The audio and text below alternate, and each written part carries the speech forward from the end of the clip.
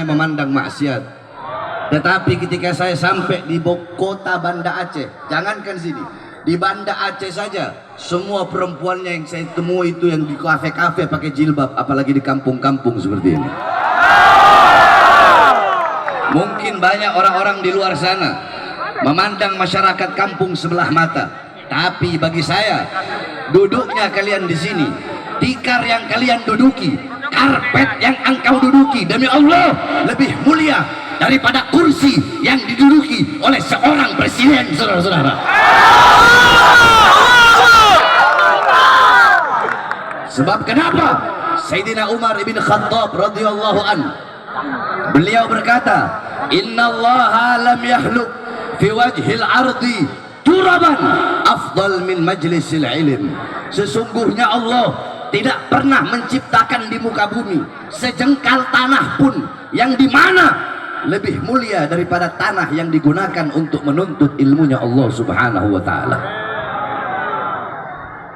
Jadi masyarakat di kampung menjadi berkah, menjadi mulia bukan karena saya, tetapi karena duduknya kalian di sini, berkumpul bersama para ulama, duduk di sini di majelis-majelis ilmunya Allah subhanahu wa ta'ala. Jadi saya ingatkan, sebelum saya mulai ceramah, tolong jangan ada yang ribut. Kalau ada yang ribut, saya langsung balik ke Banda Aceh. Saya nggak bercanda. Ada yang ngomong, saya balik ke Banda. Saya tanya semua masyarakat PD, siap khusyuk? Siap diam? Siap pasang hati? Siap pasang telinga? Saudara-saudara, assalamualaikum warahmatullahi wabarakatuh. Waalaikumsalam warahmatullahi wabarakatuh. Alhamdulillahil qawiyyi sultanuh, al-wadihil burhanuh, al-mabsut fil wujud karamuhu wa ihsanuh. Allahumma salli wa sallim wa barik wa karrim wa azim ala nuril anwar wa sirril asrar wa tiryakil akhyar wa miftahi babil yasar Sayyidina wa maulana Muhammad. Allahumma salli wa sallim wa barik alaihi salam. Sayyidina wa maulana Muhammad. Muhammadinil Mukhtar wa alihi al-athhar wa ashabihi al-akhyar adada ni'amillahi wa ifdalih, amma ba'd. Yang saya cintai, yang saya muliakan, segenap para alim ulama, para habaib, para kiai, para tuan-tuan guru, para abi, para sesepuh, para pemimpin-pemimpin dayah, segenap tokoh masyarakat, segenap aparat pemerintah, wabil khusus segenap panitia peringatan Isra wal Mi'raj baginda Nabi besar Muhammad. Yang saya cintai, yang saya muliakan, segenap keluarga besar pengurus Masjid Tengku di Pasi beserta seluruh hadirin hadirat, bapak-bapak, ibu-ibu, khususnya para pemuda-pemudi umat baginda Nabi besar Muhammad yang selalu dimuliakan oleh Allah subhanahu wa ta'ala. Saudara-saudara sekalian yang dimuliakan oleh Allah, kita duduk pada malam hari yang mulia ini untuk mengenang satu peristiwa yang mulia, satu kejadian yang agung, satu peristiwa besar dalam sejarah Islam. Perjumpaan seorang hamba dengan Tuhannya, perjumpaan kekasih dengan kekasihnya, perjumpaan hamba yang mulia dengan yang maha mulia, perjumpaan hamba yang agung dengan yang maha agung, perjumpaan hamba yang suci dengan yang maha suci, perjumpaan hamba yang luhur dengan yang maha luhur, yaitu perjumpaan Allah dengan baginda Nabi besar Muhammad sallallahu alaihi wasallam yang kita kenal dengan peristiwa atau kejadian Isra wal Mi'raj. Saudara-saudara, kalau saya menjelaskan tentang Isra Mi'raj 1 bulan nggak bakal habis, karena kami kalau masuk bulan Rajab itu kami mengkhatamkan kitab yang menjelaskan tentang Isra Mi'raj. Nama kitabnya Hasyiah Ad-Dardir, karangan Imam Ahmad Abil Barakat Ad-Dardir, dan kitab Dau'us Siraj fi Fadli Rajab wa Qissah Al-Mi'raj, karangan Imam As-Sayyid Muhammad Amin Al-Kurdi. Jadi saya tidak akan panjang lebar, Saya hanya akan memberikan intisari-intisari daripada Isra wal Mi'raj. Saudara-saudara, para ulama-ulama salaf, ulama-ulama terdahulu, banyak sekali daripada beliau-beliau yang mengarang kitab-kitab yang menjelaskan tentang Isra Mi'raj. Banyak, ada kitab As-Sirraj Al-Wahhaj fi Haqa'iqil Mi'raj karangan Al-Imam Abul Ishaq Muhammad ibn Ibrahim An-Nu'mani Asy-Syafi'i. Ada kitab Al-Mi'raj karangan Al-Imam Abdul Karim Al-Kushairi atau yang kita sebut Imam Kushairi. Ada kitab Ar-Risalah fil Mi'raj karangan Al-Imam Abul Hasan Ali bin Muhammad Al-Lakhmi. Ada kitab An-Nurul Wahhaj fi Qissah Isra wal Mi'raj karangan Al-Imam Ali Zainal Abidin bin Muhammad Al-Hadi Al-Barzanji. Beliau adalah kakek daripada pengarang Maulid Barzanji. Nah, kitab itu disyarahkan oleh cucunya, diberi nama kitab Tajul Ibtihaj ala Nuril Wahhaj karangan Al-Imam As-Sayyid Ja'far Al-Barzanji. Kemudian ada kitab Qissatul Mi'raj karangan As-Sayyid Usman Syata ibn Muhammad Syata. Kemudian ada kitab Afdalul Manhaj fi Isbat Isra wal Mi'raj karangan Al-Imam Syekh Abdullah Mustafa Al-Maraghi. Kemudian kitab Daw'us Siraj fi Fadli Rajab wa Qissah Al-Mi'raj karangan Al-Imam As-Sayyid Muhammad Amin Al-Kurdi. Kemudian ada kitab Nailul Muna wal Ghaya As-Sa'ul fil Mi'raj Nabiyil Mukhtar Ar-Rasul karangan Al-Imam Muhammad bin Ja'far Al-Kattani. Kemudian ada kitab Ar-Risalah fil Isra wal Mi'raj Ayatul Kubra, itu karangan daripada Al-Imam As-Suyuti. Kemudian ada lagi kitab Al-Ayah Az-Zahimah Al-Bahira fil Mi'raj Sayyidu Ahli Dunya wal Akhirah karangan Al-Imam Al-Hafidh Syamsuddin Muhammad ibn Yusuf Asy-Syami Ad-Dimashqi. Satu lagi kitab beliau namanya Ayatul Bayyinat, Al-Ayatul Bayyinat fil Mi'raj Sayyidu Ahli Ardi was Samawat. Kemudian ada lagi kitab Hulal Ad-Dibaj Al-Matruzah fil Isra wal Mi'raj karangan Al-Imam Muhammad bin Ahmad Ar-Rahwani At-Tatwani. Kemudian ada kitab Minhajus Syami Mukhtasar Mi'rajus Syami karangan Asy-Syaikh Yusuf bin Ismail An-Nabhani. Kemudian ada kitab Al-Mi'raj An-Nabawiyah karangan Syekh Hasan Asy-Syati. Kemudian ada kitab Mu'jizatul Kubra li Sayyidil Anbiya karangan Al-Imam Syekh Nafi' Al-Jauhari.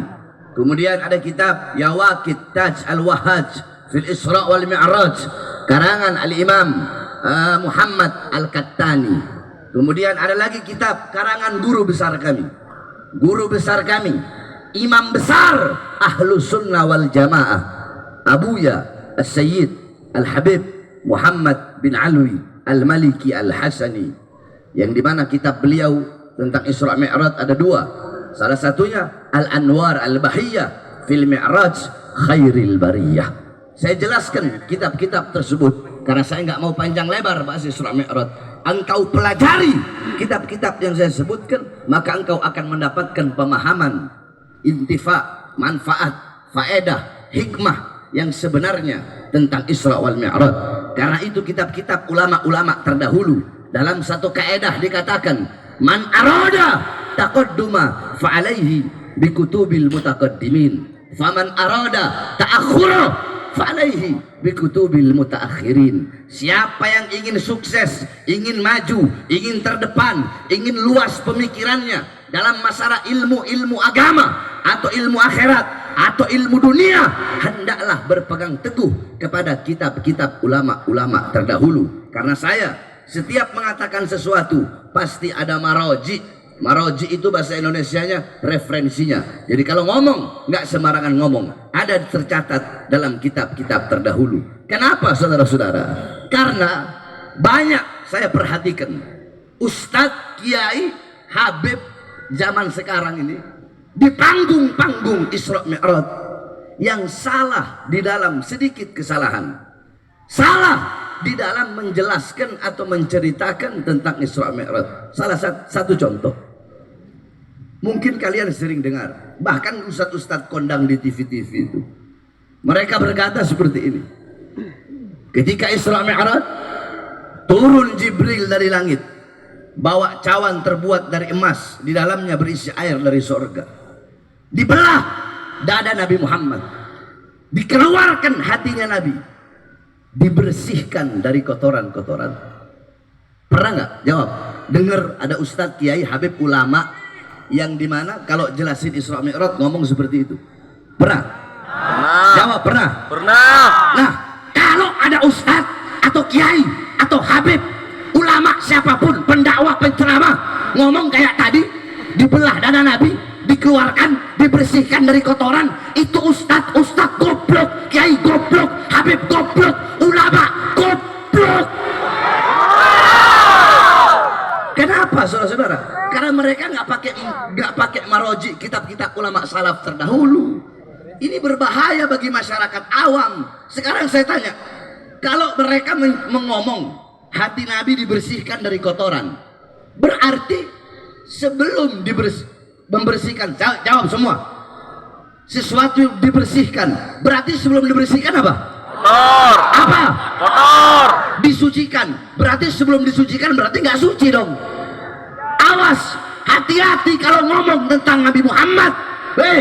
Jangankan hatinya Nabi, terlalu jauh berbicara tentang hati Nabi Muhammad. Nggak usah ngomong hati Nabi. Buka kitab Asy-Syifa karangan Imam Qadhi Iyad. Di situ dijelaskan darahnya Nabi, Dabur Rasul, darahnya Nabi suci. Nanahnya Nabi suci, air kencingnya Nabi suci, kotorannya Nabi suci. Apalagi hati Nabi Muhammad. Kok bisa kau ngomong hati Nabi dibersihkan dari kotoran? Saudara-saudara, Rasulullah waktu pernah bekam, habis bekam Rasulullah kasih darahnya kepada Abdullah bin Zubair. Wahai Abdullah bin Zubair, buang darahku di tempat yang tidak dilihat oleh siapapun, oleh manusia manapun. Abdullah bin Zubair bawa darah Nabi. Dia lihat nggak ada orang, dia minum darahnya Nabi Muhammad. Dia kembali, ya Rasulullah. Sudah ya Rasulullah. Sudah ya Rasulullah. Di mana kau buang? Di tempat yang aman, nggak bakal ada orang lihat. Di mana? Di perutku ya Rasulullah. Apa kata Rasulullah? Setiap darah yang bercampur dengan darahku, maka haram jasadnya disentuh oleh api neraka. Allah. Ketika perang Uhud, betisnya Nabi Muhammad, betisnya Nabi terkena anak panah sehingga terkucur darah beliau. Datang sahabat namanya Malik ibn Sinan, dia kecup darah Nabi, dia telan darah Nabi. Kata Nabi, muntahkan, keluarkan.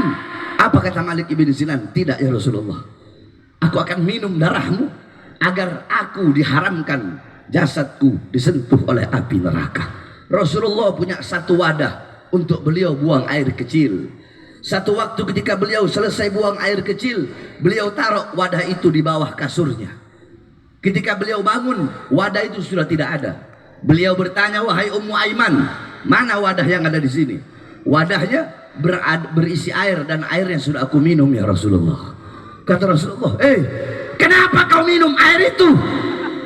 Apa kata Ummu Aiman? Ya Rasulullah, demi Allah, semenjak aku lahir sampai sekarang, seumur hidupku, aku tidak pernah merasakan air yang lebih nikmat dan lebih segar dari air yang barusan aku minum ya Rasulullah.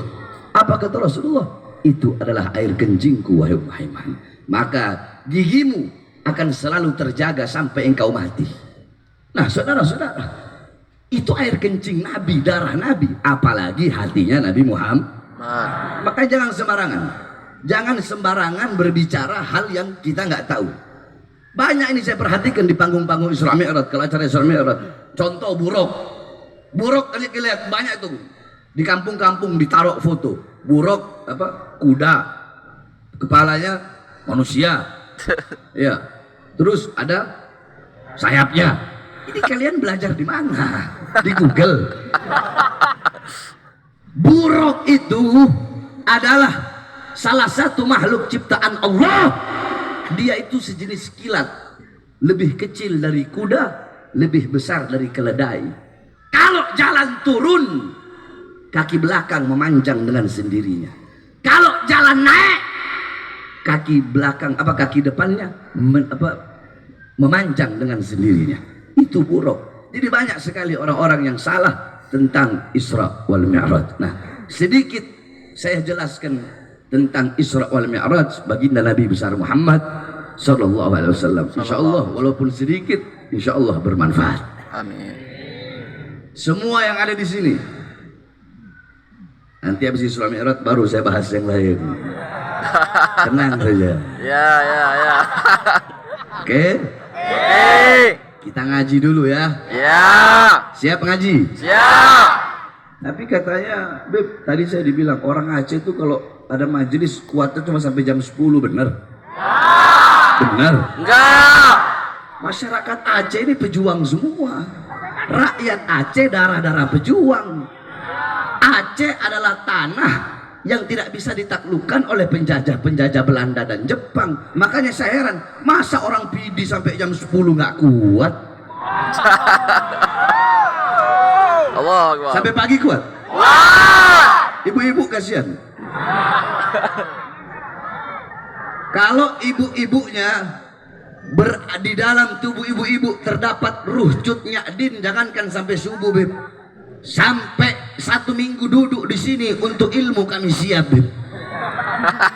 Betul? Siap ngaji?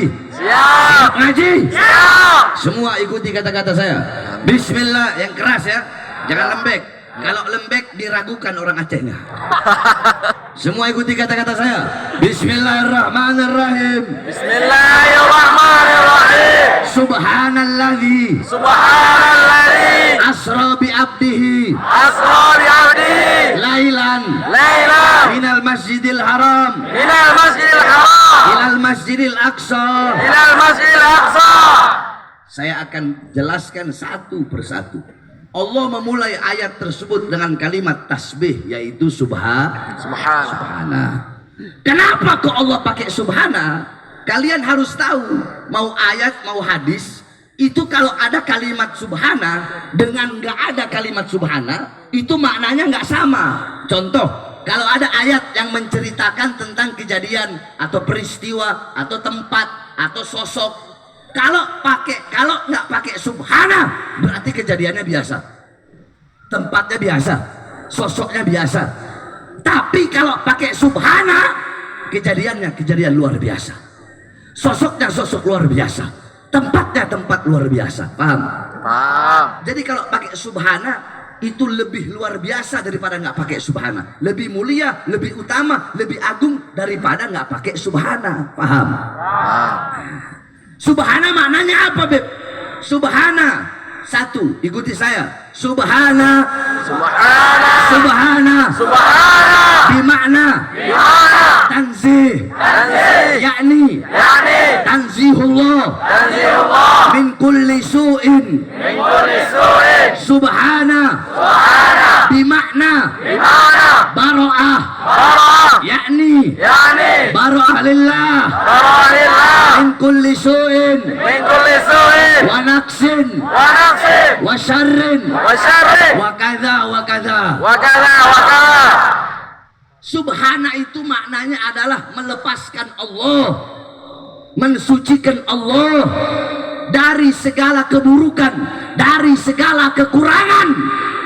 Makanya Allah pakai subhana. Kenapa? Karena Isra Mi'raj kejadian nggak masuk akal.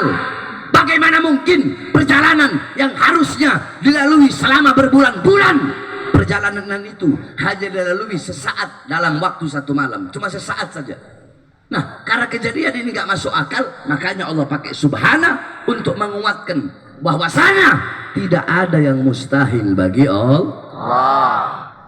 Kalau Allah nggak mampu, berarti Allah punya kekurangan. Sedangkan maha suci Allah dari segala kekurangan-kekurangan. Paham?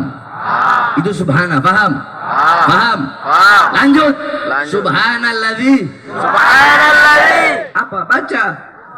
Asra. Sama-sama. Coba 1, 2, 3. Subhanalladzi asra. Stop. Ra.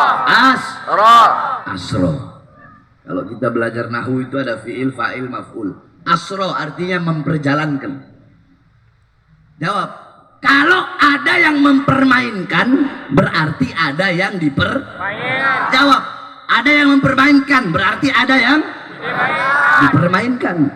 Ada yang mempertontonkan, berarti ada yang Kalau ada yang memperjalankan, berarti ada yang Nah, di sini yang memperjalankan siapa?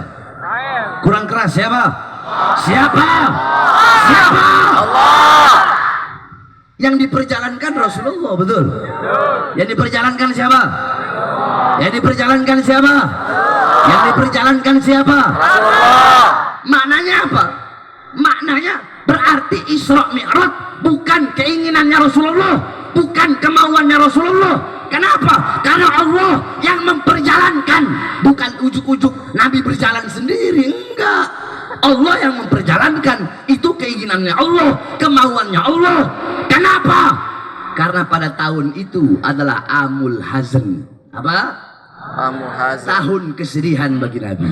Kenapa? Dalam satu tahun yang sama, istri yang beliau cintai dan paman yang beliau cintai, Abu Thalib dan Sayyidatuna Khadijah, wafat di tahun yang sama. Allah ingin menggembirakan hati kekasihnya, ingin menyenangkan, menghibur Nabi Muhammad dengan perjalanan Isra wal Mi'raj. Faham? Subhana udah paham? Asra udah paham? Subhanalladzi asra, lanjut. Bi'abdihi. Di situ Allah memakai lafaz abd. Maha suci Allah yang memperjalankan pada malam hari hambanya. Siapa hamba di situ? Siapa hamba di situ? Rasulullah. Nabi Muhammad, Rasulullah. Kenapa memakai abd? Para ulama berbeda pendapat, saudara-saudara.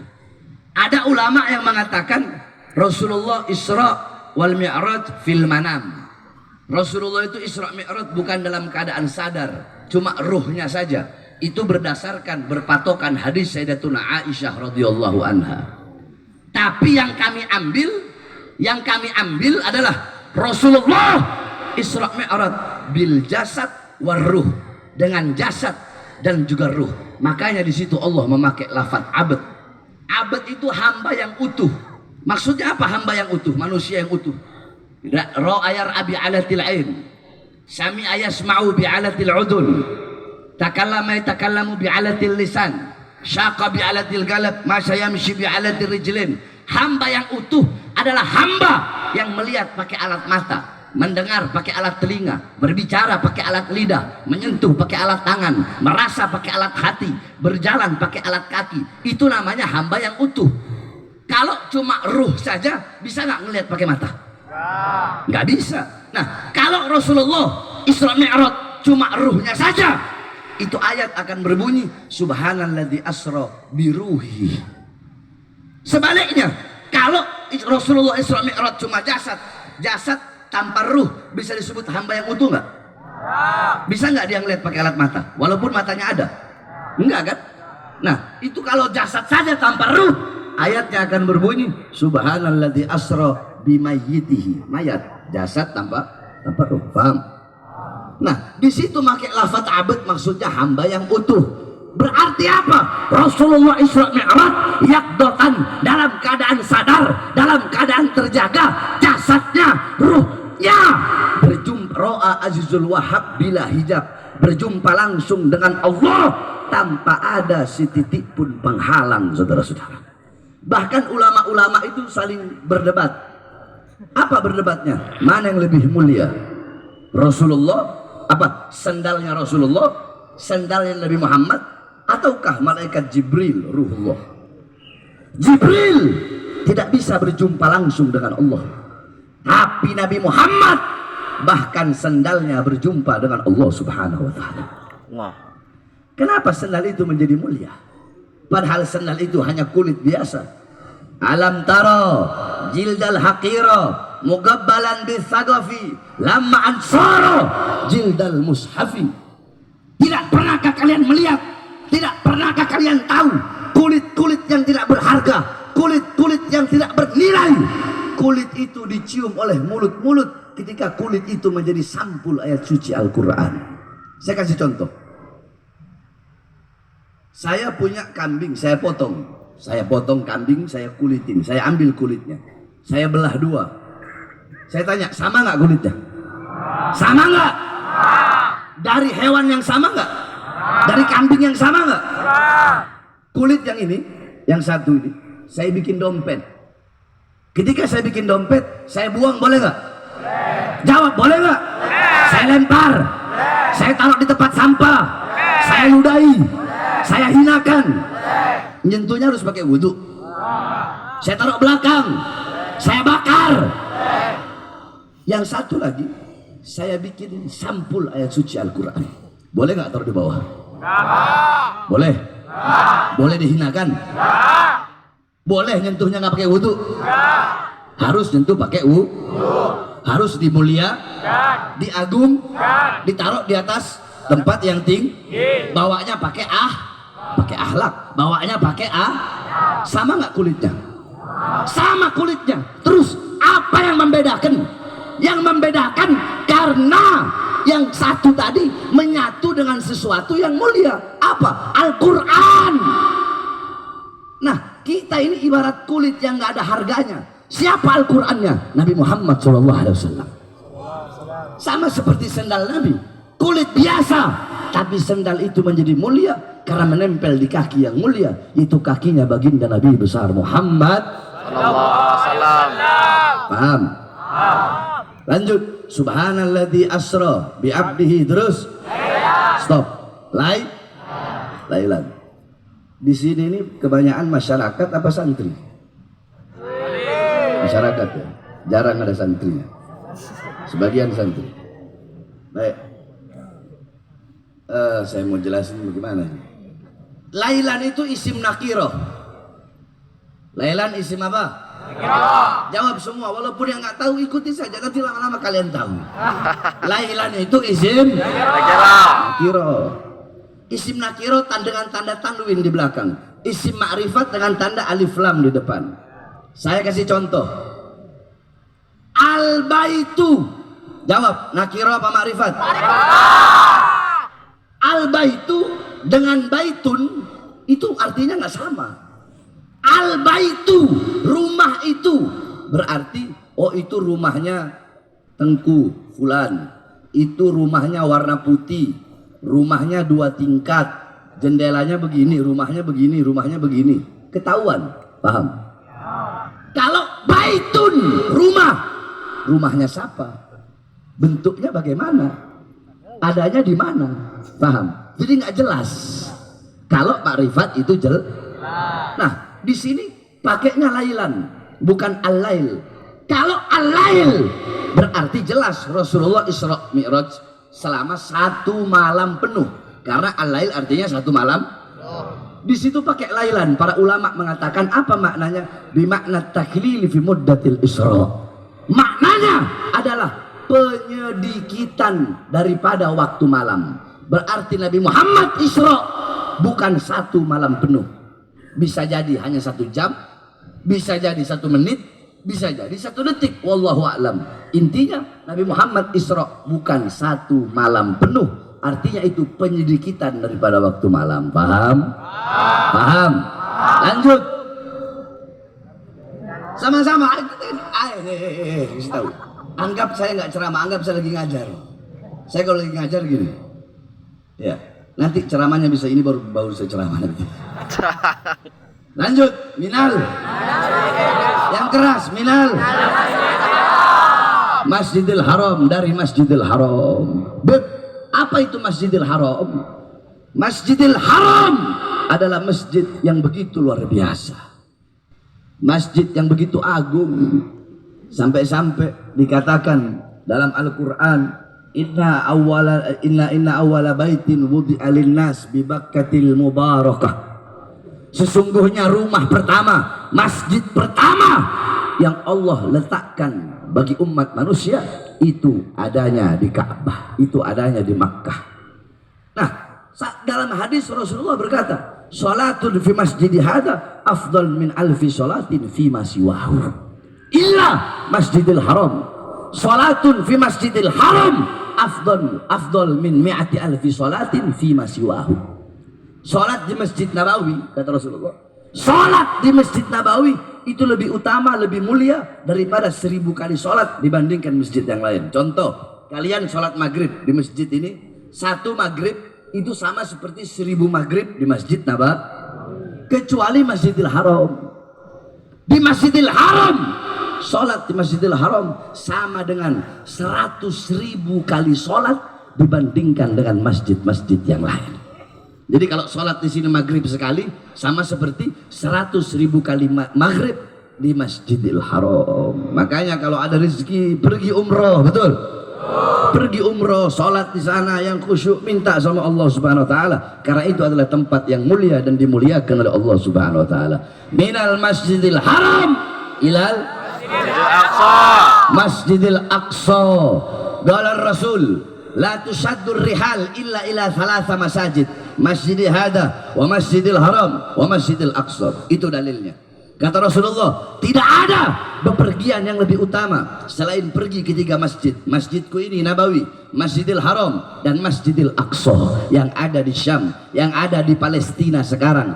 Al-Aqsa adalah tempat kelahiran para nabi, tempat kelahiran para rasul. Al-Quds adalah simbol kesucian. Al-Quds adalah simbol keberanian. Al-Quds adalah simbol perjuangan. Al-Quds yang selama hampir 75 tahun diperjuangkan oleh umat Islam Palestina, saudara-saudara kita yang ada di sana. 75 tahun mereka memperjuangkan Al-Quds agar ada suara azan di Masjid Al-Aqsa, agar ada orang-orang yang sujud, karena Al-Aqsa sekarang dikuasai oleh Zionis Israel laknatullah dan para negara-negara pendukungnya. Oleh karenanya saudara-saudara, kita sebagai orang mukmin, kalau kita merasa biasa-biasa saja dengan penindasan yang dialami oleh saudara-saudara kita di Palestina, tidak pantas kita disebut umat Islam, nggak pantas kita disebut kita disebut orang yang beriman. Sebagaimana dalam hadis, masalul mu'min fi tawaddihim wa ta'atufihim wa tarahumihim masalul jasad idza ishtaka minha udwun tada'a sa'iril jasad bis-sahari wal humma.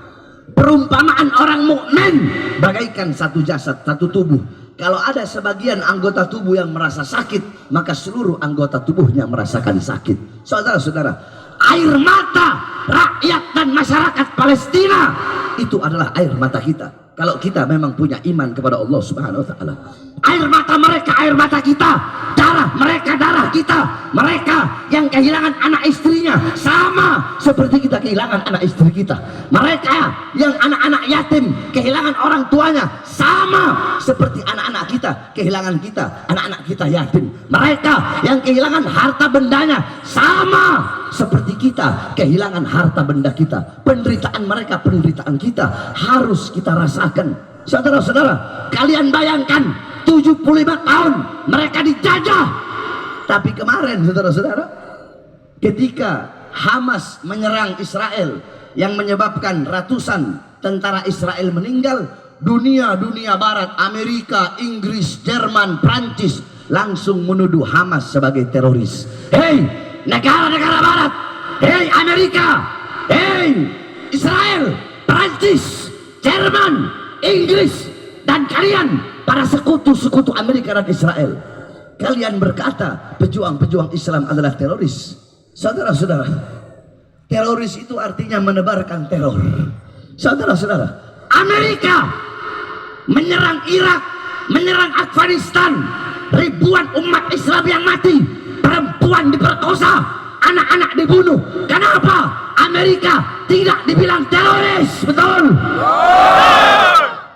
Myanmar, pemerintah Myanmar, mereka genosida, mereka habiskan itu umat Islam di Rohingya, mereka bakar hidup-hidup. Kenapa Myanmar tidak dikatakan teroris? Di India jilbab dilarang, banyak umat Islam dibunuh oleh orang-orang Hindu. Kalau di Myanmar orang-orang Buddha. Kenapa India tidak dibilang teroris? Cina, pemerintah Cina, militer Cina, mereka bantai umat Islam yang ada di Uighur. Kenapa Cina tidak dibilang teroris? Satu jawabannya, karena mereka bukan Islam, saudara-saudara. Islam hanya diidentikan, teroris hanya diidentikan dengan Islam. Jadi kalau mau bilang teroris, Amerika bilang teroris, betul? Myanmar bilang teroris, betul? Israel bilang teroris, betul? Makanya saya tanya, masyarakat Aceh siap berjuang bersama rakyat Palestina? Siap berjuang bersama rakyat Palestina? Makanya pemerintah Indonesia wajib untuk memutuskan hubungan bilateral, hubungan apapun dengan Israel, Amerika, dan negara-negara pendukungnya. Betul? Betul? Betul? Sebagaimana yang saya sampaikan, bahwasanya demi Allah, selama azan belum berkumandang di Masjid Al-Aqsa, selama sujud masih dilarang di Masjid Al-Aqsa, maka selama itu juga tidak boleh bendera Amerika, bendera Israel berkibar di tanah Indonesia, saudara-saudara. Allahu Akbar. Allahu Akbar. Makanya kenapa kemarin di tempat saya itu di Sulawesi Utara, di Minahasa, kami perang dengan Ormas Manguni Makasiau karena mereka menyerang lebih dulu ketika melakukan aksi bela Palestina. Dengar kabarnya kan? Dengar. Nah, dari kami hanya satu masuk rumah sakit, dari mereka satu yang mati. Yang mati itu ketua adatnya, saudara-saudara. Nah, hadirin sekalian yang dimuliakan oleh Allah Subhanahu wa Ta'ala, intisari Isra Mi'raj, Nabi Muhammad mendapatkan perintah Salat. Saya tanya, ketika Allah memerintahkan perintah-perintah yang lain, cukup melalui Al-Qur'an? Allah perintahkan zakat melalui apa? Haji melalui apa? Sedekah melalui apa? Tapi ketika Allah perintahkan salat, tidak cukup melalui Quran. Allah undang langsung Nabi Muhammad untuk menerima perintah itu, karena begitu penting, utama, dan mulianya itu salat. Makanya jaga kau punya salat, perhatikan kau punya salat, sempurnakan kau punya salat. As-salatu ra'sul ibadah wa mukhul ibadah wa imamul ibadah. Salat itu adalah kepalanya ibadah, otaknya ibadah, pemimpinnya ibadah. Ibadah-ibadah kalian yang lain itu mengikuti salat. Kalau salat kalian baik, salat kalian bagus, salat kalian sempurna, maka bagus, sempurna, dan baik seluruh amal ibadah kalian. Tapi kalau salat kalian rusak, salat kalian hancur, salat kalian berantakan, maka hancur, rusak, dan berantakan juga seluruh amal-amal ibadah kalian. Beb, saya nggak bisa sholat awal waktu, nggak bisa sholat awal waktu, sholat tengah waktu. Beb, saya nggak bisa sholat tengah waktu, nggak bisa sholat akhir waktu. Yang penting jangan tinggalkan Salat. Beb, saya nggak bisa sholat jamaah, sholat sendiri. Yang penting jangan tinggalkan Salat. Beb, saya nggak bisa sholat di masjid, sholat di rumah. Yang penting jangan tinggalkan. Jangan pernah tinggalkan sholat. Ada satu cerita, saudara-saudara. Seekor sapi membanggakan dirinya. Ini sapi bilang, kambing, kata sapi. Nah, kambing, duduk. Kata sapi, kambing, badanku lebih besar daripada kamu. Aku lebih mulia dari kamu, kata sapi. Dijawab sama kambing, memang aku lebih kecil dari kamu, tapi setidaknya aku lebih mulia daripada ayam, karena aku lebih besar daripada ayam. Dagingku sunnah dimakan. Ayam gak mau kalah. Kata ayam, saya subuh bangun orang sholat, daging saya bisa dimakan, telur saya bikin orang jadi sehat. Setidaknya saya lebih mulia daripada seekor anjing yang najis. Anjing gak mau kalah juga. Anjing bilang, memang saya najis, tapi saya masih bermanfaat. Saya menyembah Allah, saya bertasbih kepada Allah, saya bisa jaga rumah orang dari pencuri dan orang-orang jahat. Setidaknya saya lebih mulia daripada seekor babi. Babi udah pasrah.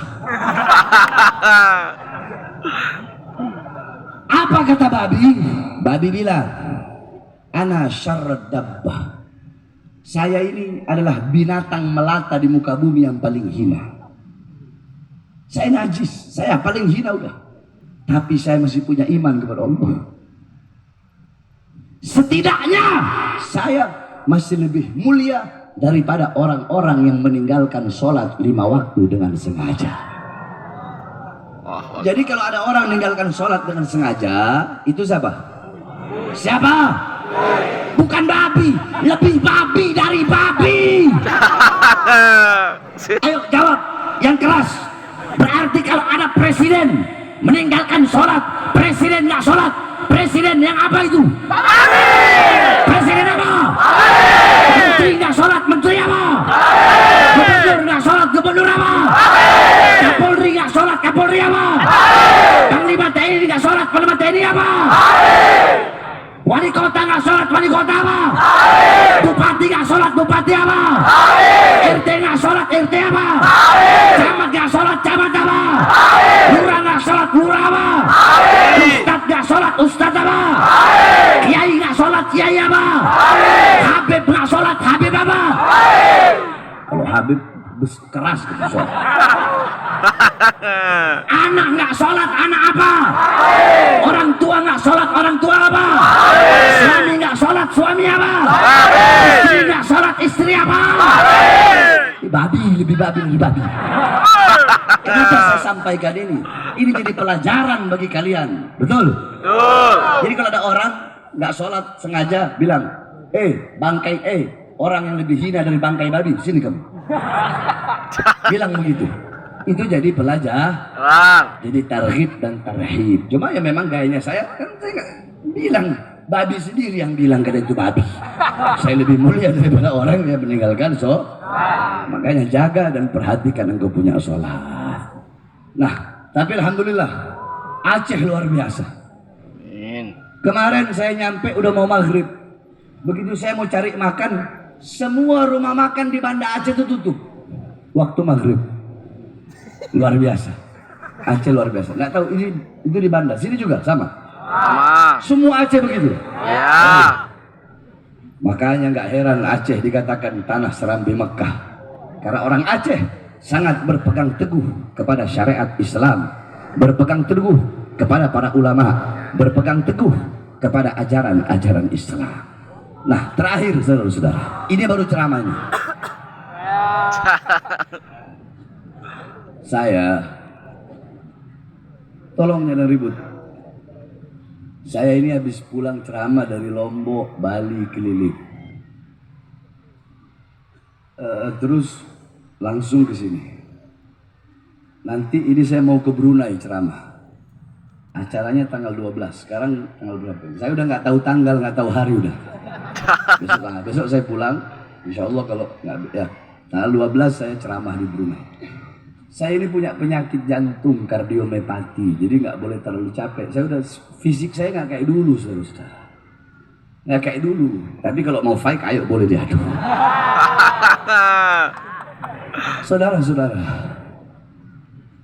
saya ceramah dari umur 14 tahun, udah keliling Indonesia. Coba hitung, umur saya sekarang 38, kurang 14 berapa?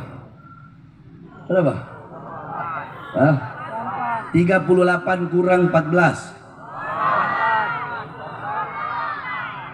24 tahun, bayangkan juga. Walaupun saya masih muda, hitungannya masih muda. 24 tahun saya keliling Indonesia ceramah. Makanya fisik saya udah gak kayak dulu. Ini yang bikin saya semangat sebenarnya lamno. Kenapa? Saya mau cari mata biru. Jauh dari sini. Jauh. Berapa jam? Oh, sini ada mata biru. Nah, habis ini kita jalan-jalan. Tapi ada yang hadir mata biru sini. Mau jadi istri yang keempat? Biar di PD ada Bahar bin Smith. Betul. Biar di PD nanti ada saya punya anak lahir di PD. Iya, saya nanti datang ya 3 bulan sekali lah ngeliatin. Saya didik dia. Biar besar ada yang lawan kesoliman di Aceh, betul? Iya, makanya carikan saya lampu mata biru itu. Awas, ini ceramah jangan sampai istri saya dengar. Istri saya dengar, besok kalian lihat berita. Telah meninggal dunia Habib Bahar bin Smith. Dibunuh oleh istrinya sendiri. Astagfirullah. Paham? Jadi tadi kita ini baru ceramah. Sedikit saja. Saudara-saudara, sekarang tanggal berapa? 10. Berarti 4 hari lagi. Iya ya? Ya. Saudara-saudara, ini tahun-tahun pemilu, betul? Betul. Ini tahun-tahun pemilu nih. 4 hari lagi. 4 hari lagi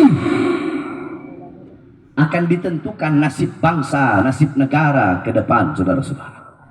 Oleh karenanya, saya sampaikan, wahai masyarakat Aceh, suara-suara kalian yang akan menentukan nasib bangsa ke depan, baik buruknya bangsa, besok ke depan bangsa akan mendapat pemimpin yang baik atau pemimpin yang buruk, pemimpin yang zalim atau pemimpin yang adil, pemimpin yang amanah atau pemimpin yang khianat. Itu tergantung daripada suara-suara kalian. Suara-suara kalian yang menentukan besok ke depan Indonesia akan makmur, sejahtera atau menderita rakyatnya. Suara-suara kalian yang menentukan besok ke depan Indonesia akan jadi negara yang kuat, perkasa, disegani, dihormati, atau jadi negara boneka, jadi negara yang tunduk kepada negara-negara lain. Suara-suara kalian yang menentukan. Oleh karenanya, jangan sampai kalian salah di dalam memilih pemimpin. Jangan pilih capres-capres yang zalim, jangan pilih capres-capres buruk, jangan pilih capres-capres yang mengkhianati bangsa, mengkhianati rakyat, apalagi mengkhianati ulama. Saudara-saudara, kalau ulama saja dikhianati, bagaimana dengan bangsa dan rakyat Indonesia, saudara-saudara? Jangan pilih capres-capres pengkhianat, betul? Betul? Jangan pilih capres-capres yang mau menjadikan Indonesia negara dinasti. Tahu dinasti? Dari bapak ke anak, anak ke cucu. Betul? Indonesia negara demokrasi. Pilih, ikuti para ulama yang lurus, ulama yang istiqomah. Saudara-saudara, sekarang ini ulama terbagi menjadi 2. Ada ulama lurus, ada ulama istiqomah, ada ulama anjing. Ulama yang lurus itu bagaimana? Yang istiqomah. Ulama yang lurus, ulama yang istiqomah, ya'muruna bil ma'ruf wa yanhauna 'anil munkar. Mereka menyerukan kepada kebaikan. Mereka bakal nyuruh pilih pemimpin yang baik, yang taat, yang patuh, yang tunduk kepada Allah, yang amanah. Mereka bakal mencegah kemungkaran. Jangan pilih pemimpin yang buruk, jangan pilih pemimpin yang zalim. Ulama yang lurus, ulama yang nggak bisa dibeli, nggak bisa disuap, nggak bisa disogok. Ada ulama capres ngasih uang ke dia, ayo nih uang. Nah, gimana caranya? Giring suara umat buat saya. Di sisi lain ulama yang lurus kebalik, mereka yang mengeluarkan hartanya, keringatnya untuk apa? Untuk memilih capres-capres tersebut. Nah, saudara-saudara, saya dari 6 bulan yang lalu sama 6 bulan, Januari 7, sekarang Februari, berarti 8 bulan sama sekarang. Saya udah keliling Indonesia dari 6 bulan lalu, itu untuk menyerukan kepada umat, rakyat, masyarakat untuk memilih presiden dari hasil ijtima ulama. Sebab kenapa? Sebab saudara-saudara, kemarin ijtima ulama itu ada kan yang dari Aceh, Tengku Zainuddin sama siapa lagi beberapa itu. Tanya ke mereka saja. Mereka beli tiket bayar sendiri, hotel nginep atau losmen bayar sendiri, makan bayar sendiri. Nggak ada partai, nggak ada capres yang membiayakan, nggak ada. Yang bayar nggak ada. Itu inisiatif para ulama-ulama yang lurus demi bangsa ke depan, jadi bangsa yang baik, biar rakyat nggak sengsara, biar rakyat nggak ditipu. Di situ ada ahlul halli wal adli. Panjang kalau mau saya jelasin ahlul halli wal adli atau ahlul khiyar. Mereka yang menentukan. Di situ debat, di situ ada perdebatan, saling tukar pikiran. Di situ mereka saling tukar pikiran, saling debat. Nanti dilihat kalau tiga-tiganya baik, nggak mungkin dong pilih tiga-tiganya, benar? Betul? Kalau tiga-tiganya baik, maka yang dipilih adalah yang paling baik. Kalau tiga-tiganya bangsat, tahu bangsat? Kalau tiga-tiganya bangsat, pilih nggak? Tetap harus pilih. Ulama nggak begitu. mereka akan memilih yang paling ringan kebangsatannya, yang paling ringan keburukannya, yang paling ringan kemudorotannya. Betul? Betul. Betul? Betul. Betul? Betul. Sebab kalau nggak dipilih, bisa jadi di antara tiga yang baik. Kalau nggak milih, yang jadi bisa jadi yang sedikit kebaikannya. Kalau tiga-tiganya buruk, bisa jadi yang paling banyak keburukannya. Nah, dari hasil ijtima ulama kemarin, setelah adanya musyawarah dan mufakat para ulama-ulama yang lurus, sehingga keluarlah hasil capres yang ulama menyerukan untuk memilih. Keluar hasil tersebut, dan hasil tersebut adalah Anies Baswedan dan Muhaimin Iskandar.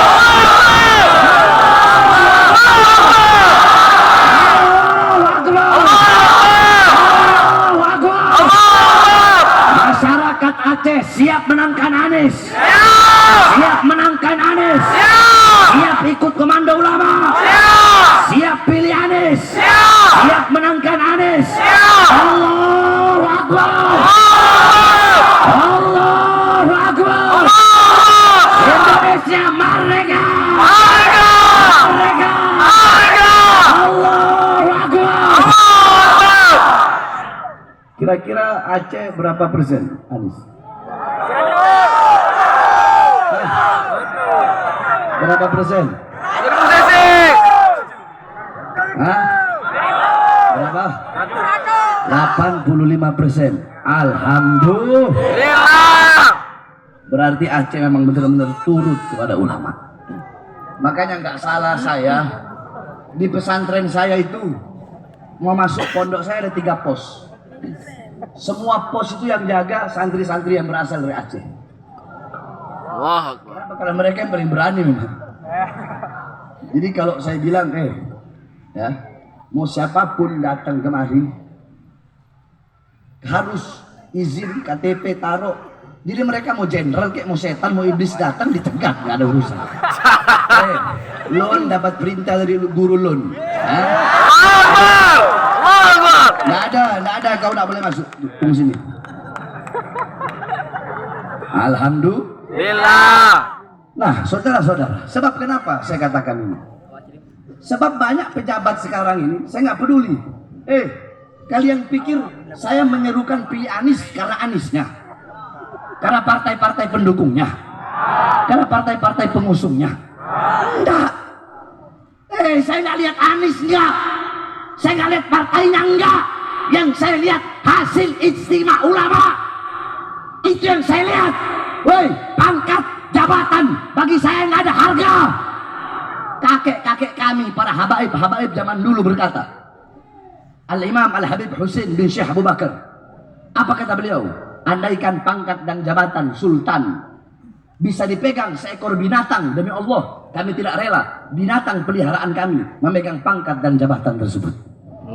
Saking hina dan tidak ada harganya itu pangkat dan jabatan. Cuma kami ingin Indonesia menjadi negara yang makmur, jaya, sentosa. Sebab banyak pejabat sekarang mau capres, mau calon gubernur, terus sampai bawah, atau anggota dewan, butuh sama rakyat kalau ada maunya doang.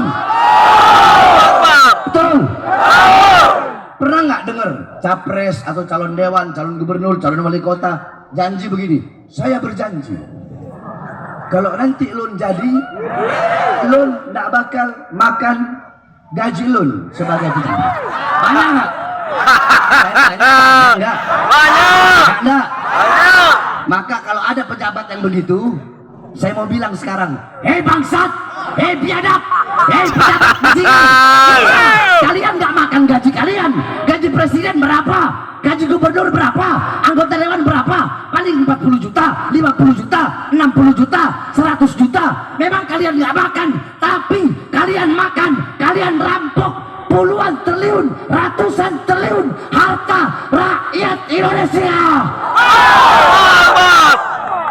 Iya, gajinya nggak dimakan, cuma 60 juta. Yang dimakan uang proyek.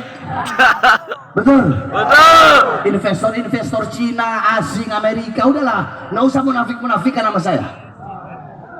Nih di sini nih saya ceramah sekarang. Kalau ada yang nggak terima, ngomong sekarang langsung, jangan main-main belakang.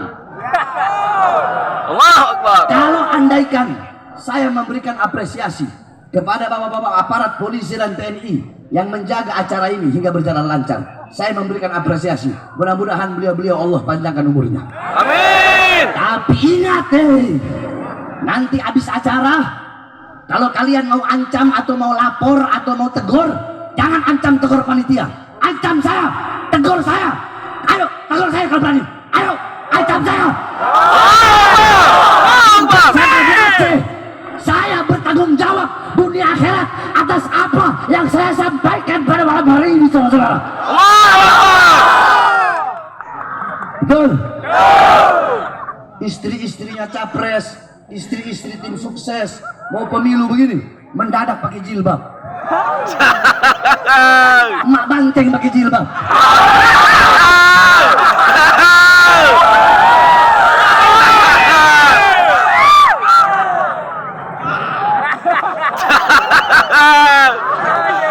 Mak banteng. Tadi saya pas lewat kemari ada markas Mak Banteng. Nggak terima, saya datang sini. Atau nggak cegat saya di luar sana dan di jalan. Saudara-saudara sekalian yang dimuliakan oleh Allah, perhatikan. Yang laki-lakinya, kalau mau pemilu pakai sarung, betul. Pakai peci, betul.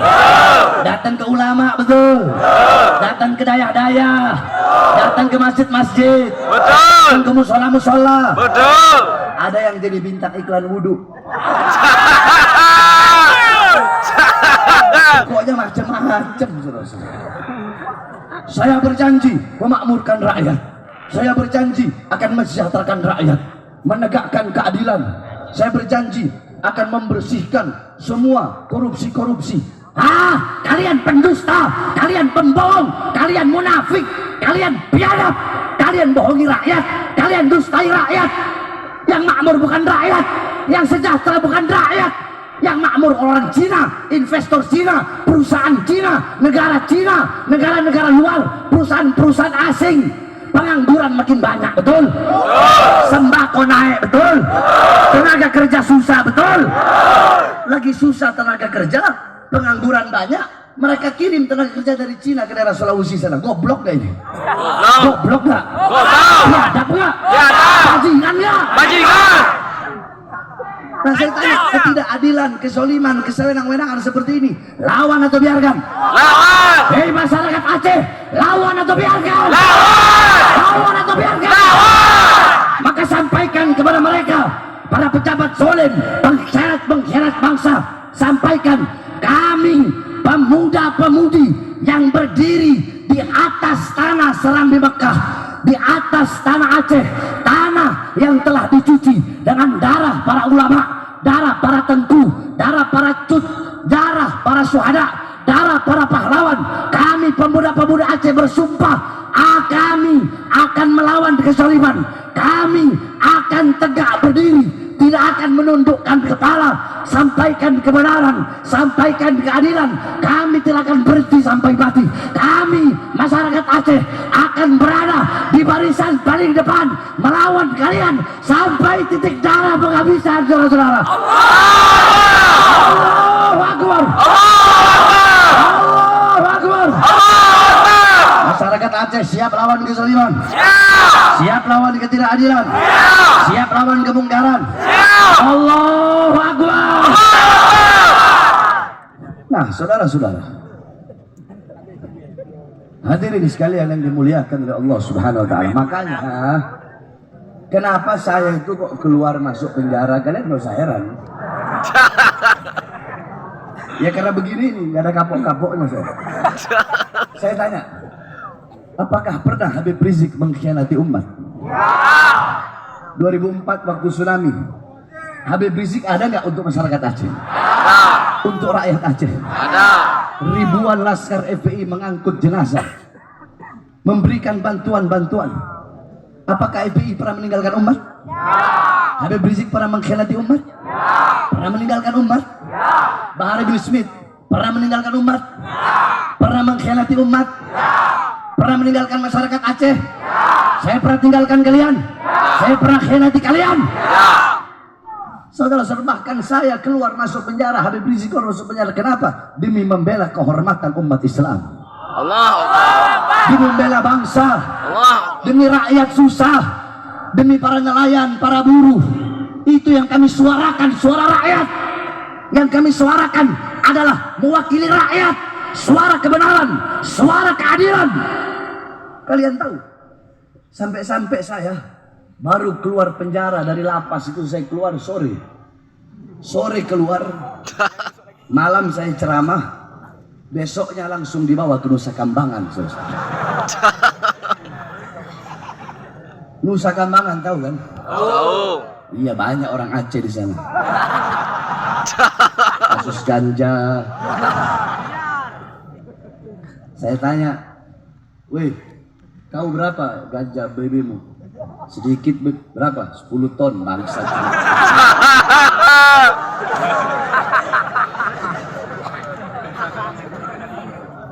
Betul? Betul. Dibawa ke sana, diborgol tangan saya, saudara. Diborgol tangan saya, dari borgol tangan nyambung ke borgol perut, dari borgol perut nyambung ke borgol kaki, saudara. Saya dibikin seperti penjahat besar. Saya pernah melihat foto Cut Nyadin kalau nggak salah, yang diborgol itu tangannya, kakinya. Saya diborgol tangan, perut dan kaki. Saya tanya, saya penjahat? Saya penjahat? Saya bandar narkoba? Pembunuh? Sambo bangsat itu? Saya sambo bangsat? Bandar narkoba? Maling uang rakyat? Merugikan negara? Mau tahu kenapa saya dibawa ke Nusa Kambangan? Tahu nggak? Tahu? Enggak. Apa? Bilang kalau tahu, kalau enggak saya ceritakan. Tahu apa enggak? Waktu itu lagi PSBB, Corona, Covid, PSBB, semua orang nggak boleh keluar, ya kan?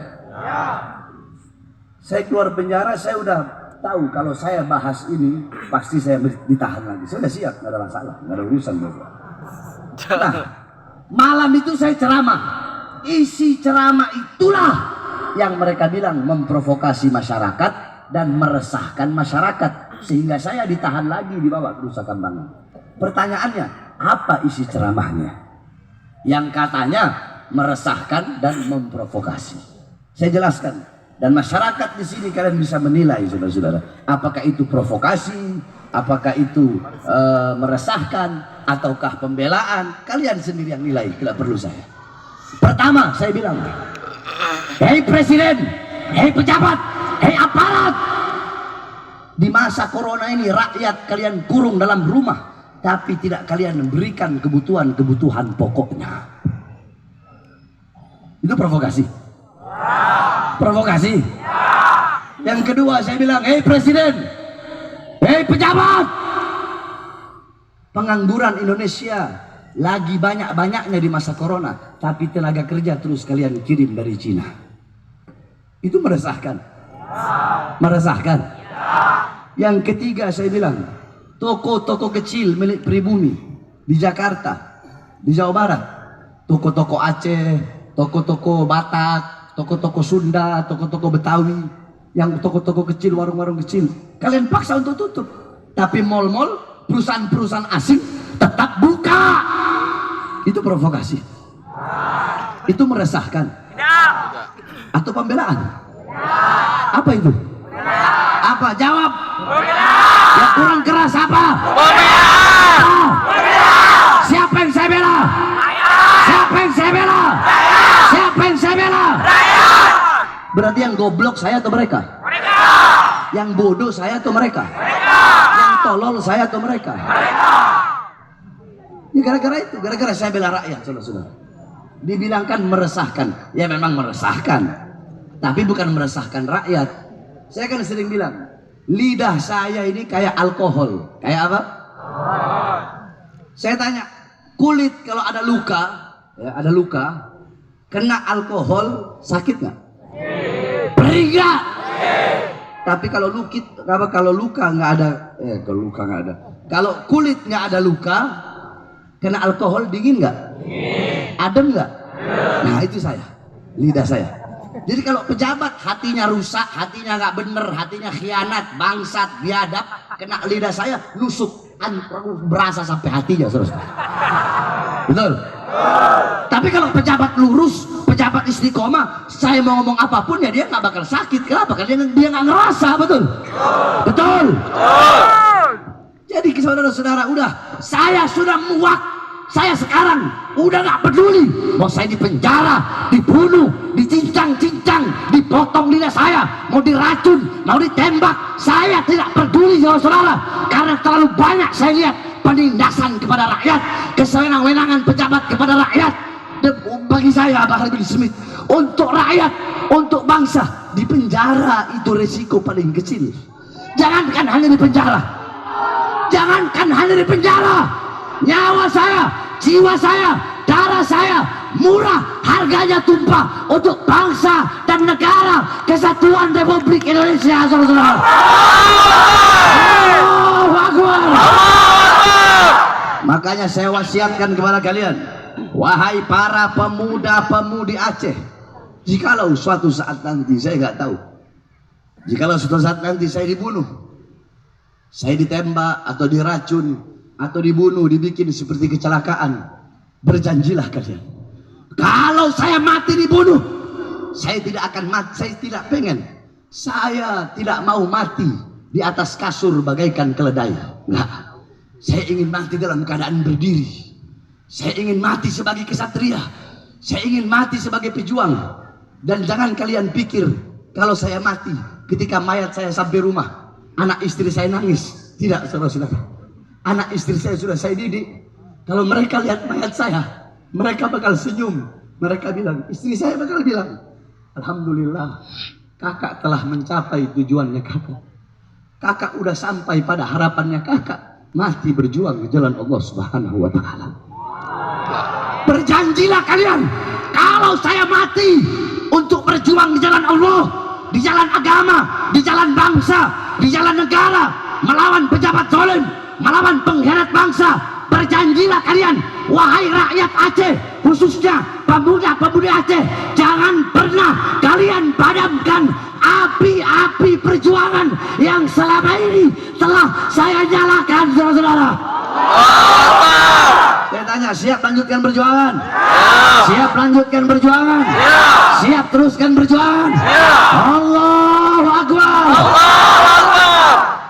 Insya Allah kita doakan Indonesia dapat pemimpin yang amanah. Amin. Pemimpin yang adil. Amin. Pemimpin yang bisa mensejahterakan rakyat.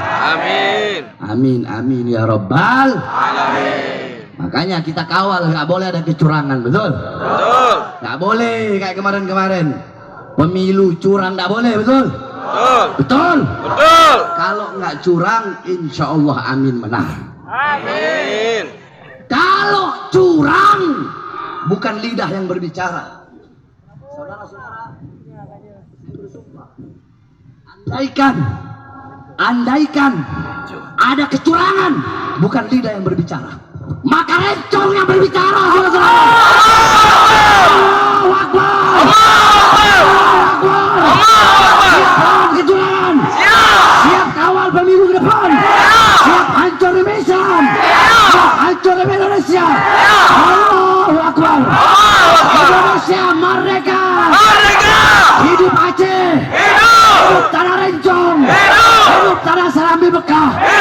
Allahu Akbar.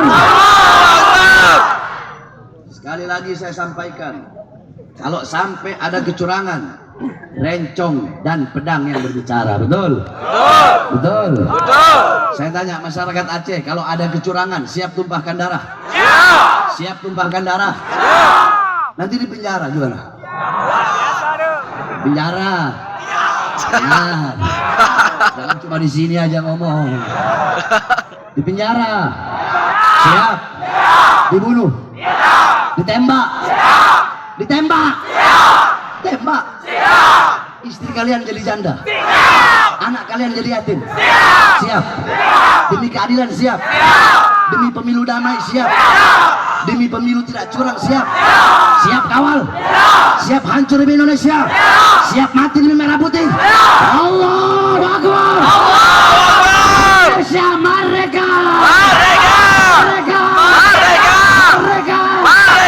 NKRI harga mati. Harga mati. Harga mati. Allahu Akbar. Mudah-mudahan Allah hancurkan para pejabat zalim. Amin. Allah binasakan mereka semua. Bagi masyarakat Aceh tidak ada sejengkal tanah pun bagi pengkhianat. Betul? Saya sedikit tidaknya tahulah sejarah Aceh. Berapa kali masyarakat Aceh dikhianati, betul? Betul. Betul. Betul. Makanya sering saya bilang, bagi saya yang paling mahal adalah kesetiaan. Kalau bagi saya ada orang-orang saya nggak setia sama saya pastikan dia nggak akan bisa melihat matahari terbit esok pagi sudah. Kalau orang-orang saya ada yang nggak setia, sebab setiap orang yang ngawal saya itu anak-anak ngawal saya, kami sudah janji darah. Saya tumpahkan darah, saya kasih ke dia, darah dia kasih ke saya. Sehingga kalau khianat, resikonya ya tumpah darahnya. Oleh karenanya kita berdoa mudah-mudahan pada malam hari ini, di bulan yang penuh dengan kemuliaan ini, insya Allah 4 hari lagi ke depan, ketika pemilu, Allah berikan Indonesia pemimpin yang baik, Amin. yang adil, Amin. yang bisa mensejahterakan rakyat, Amin. menjadikan dan membawa Indonesia menuju negara baldatun thayyibatun wa rabbun ghafur. Amin. Amin amin ya rabbal Alamin. alamin.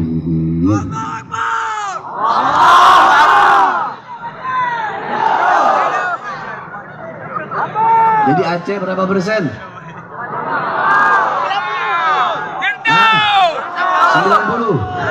100. Nggak mungkin 100, nggak mungkin.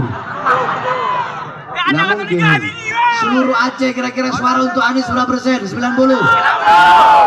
Berapa? 90. 90%. 90%. Iya.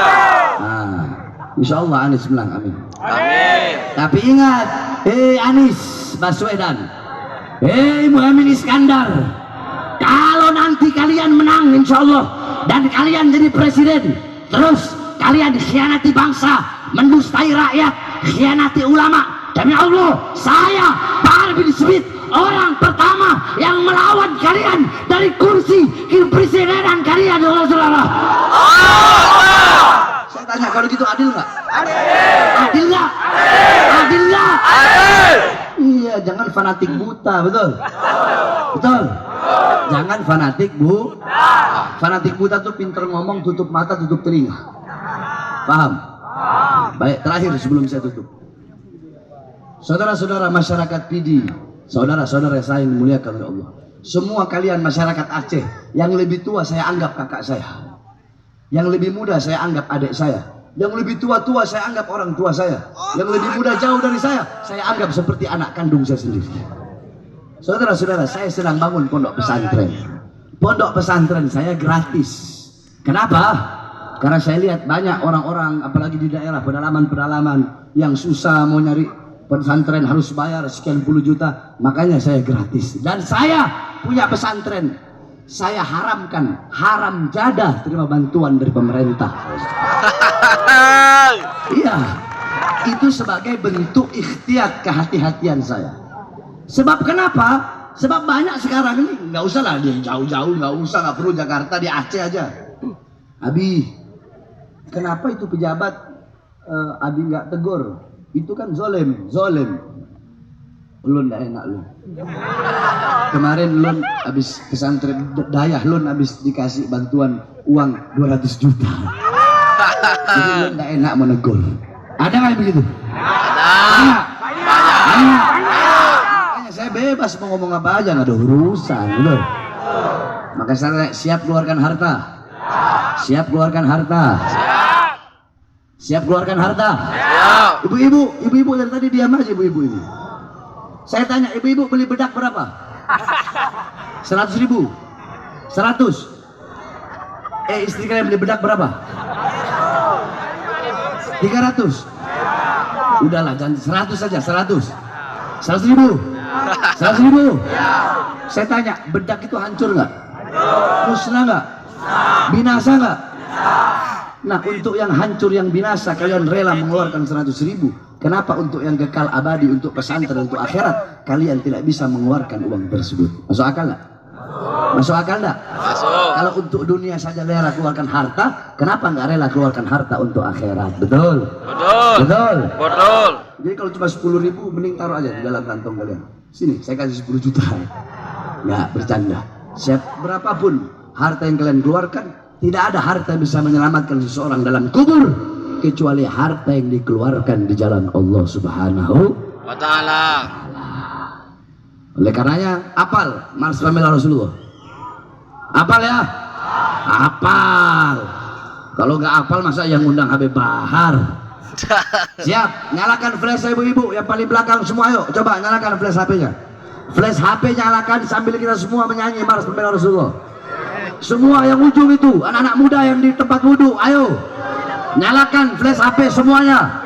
Rakyat PD, masyarakat PD, ayo sama-sama kita ketuk pintu langit bersolawat dan menyanyikan Mars Pembela Rasulullah. Kita gentarkan hati-hati para pengkhianat bangsa. Duduk semua, jangan yang berdiri, duduk. Nanti biar panitia yang keliling bawa sorban atau pakai kardus. Semuanya kita hancurkan hati para pengkhianat bangsa, betul? Dengan Mars Pembela Rasulullah, kita jadikan suara kita malam hari ini adalah mimpi buruk bagi mereka, betul? Semuanya siap? Siap suara keras? Siap? Nyalakan flashnya semuanya. Prajurit pembela Rasul, bangkitlah, bangkitlah, satukan hati, musuh Lawan dia sampai berdarah dalam menjadi saksi di sisi untuk agama dan negara tercipta kematian. murah harganya. Maju, ayo terus maju. Habisi Pengkhianat bangsa, kami berjanji demi Allah, rela rasa demi agama. Wahai masyarakat di Aceh, berjuanglah Tanpa lelah, walau harus merangkak dengan berat, takkan mundur. walau satu langkah. Goyangkan flashnya, takkan mundur. Walau satu langkah. Sekali lagi, wahai masyarakat di Aceh, Berjuanglah tanpa lelah, walau harus merangkak dengan mata, takkan mundur. walau satu langkah, takkan mundur. Walau satu langkah. Sekali lagi, wahai masyarakat Pilih Aceh, Stop. Sama-sama. Wahai masyarakat pilih Aceh. yang keras, tanpa lelah, walau Harus melangkah dengan mata, takkan mundur. Walau satu langkah, takkan mundur. walau satu langkah. Salatullah, salamullah ala Taha Rasulillah.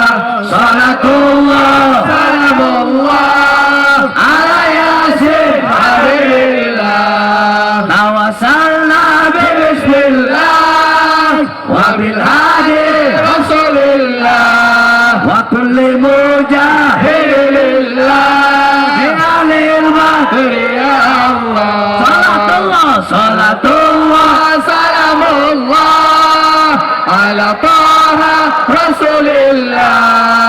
Salatullah salamullah. Duduk, ayo duduk. Ala Yasin Habibillah. Prajurit pembela Rasulullah untuk agama, bangkitlah untuk negara, satukan hati, satukan jiwa. musuh di depan mata, lawan dia sampai berdarah. kematian murah harganya. maju Maju, ayo terus maju habisi pengkhianat bangsa. Kami berjanji demi Allah, rela bangsa demi agama. Wahai masyarakat ini Aceh, berjuang tanpa lelah. Walau harus melangkah dengan mata, takkan mundur. Walau satu langkah, takkan mundur. Walau satu langkah, akan mundur. Walau satu langkah, Akan mundur. walau satu langkah. Tanya masyarakat di Aceh, siap lawan pengkhianat bangsa? Siap. Kalau ada pengkhianat bangsa, pejabat zalim, lawan atau biarkan? Lawan. Nyalakan flashnya, lawan atau biarkan? Lawan atau biarkan? Siap lawan pengkhianat bangsa? Siap hancurkan pengkhianat bangsa? Siap mati demi Islam? Hancur demi Indonesia? Siap mati demi merah putih? Allahu Akbar. Allahu Akbar. Allahu Akbar. Allahu Akbar. Hidup Aceh. Hidup Aceh. Hidup Aceh. Hidup tanah Rencong. Hidup tanah Serambi Mekah. Allahu Akbar.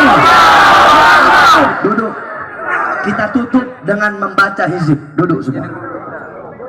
Saya baca hizib,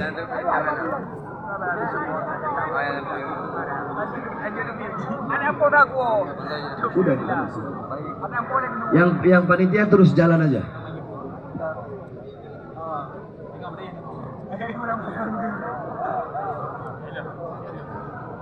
Ini saya dikasih rencong sama jamaah masjid masjid di Banda Aceh. Saya pengen kalau ada sekarang yang bawa rencong bisa kasih rencong saya.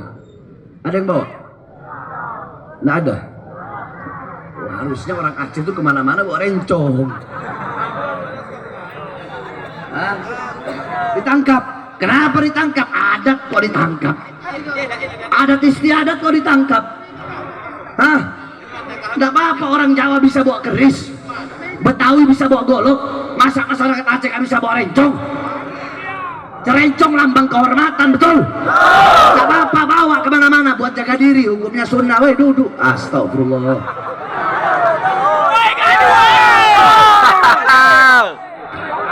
Ayo saya tanya semuanya, siap baca hizib?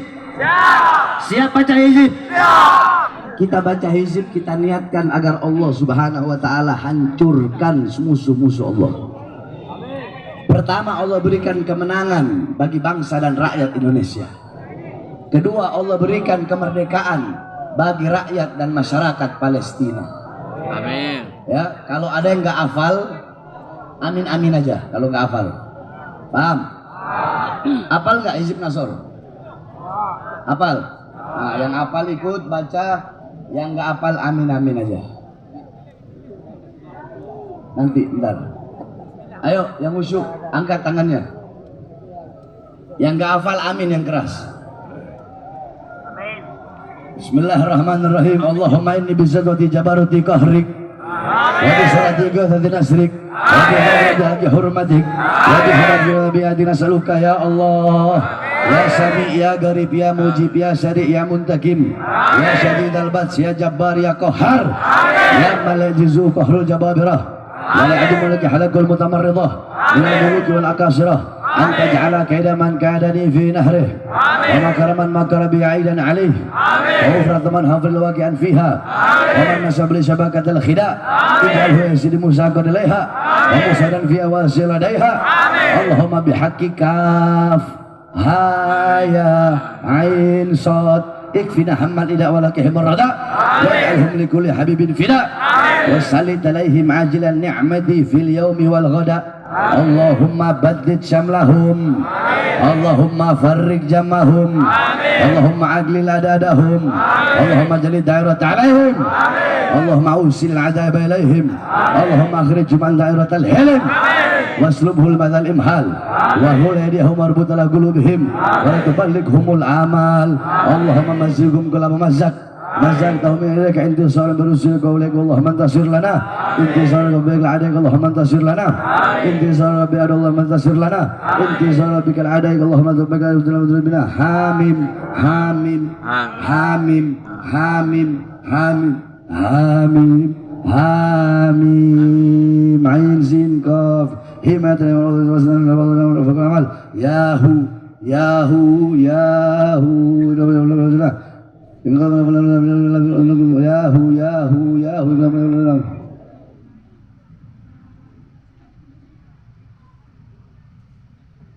أمراء الظالمين وسلطان الجائرين وإسرائيل وأمريكي وكل بلاد عدو المسلمين والمسلمات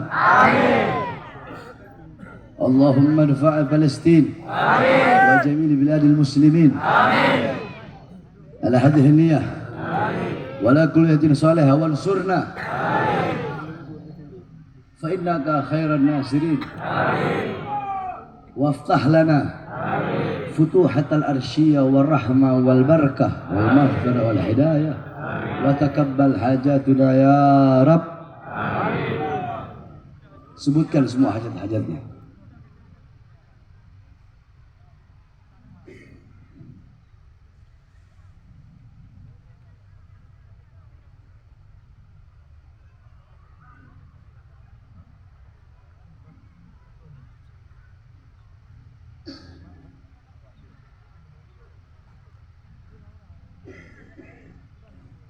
ببركة من اسمه أحمد في السماء محمد اسمه في العرض خير خلق الله وخير الوفاء وبحر الصفاء إن قدرت عملنا ويزيد كلامك خبر الجنة وصلى الله على سيدنا محمد وعلى آله وسلم الحمد لله رب العالمين بسر الفاتحة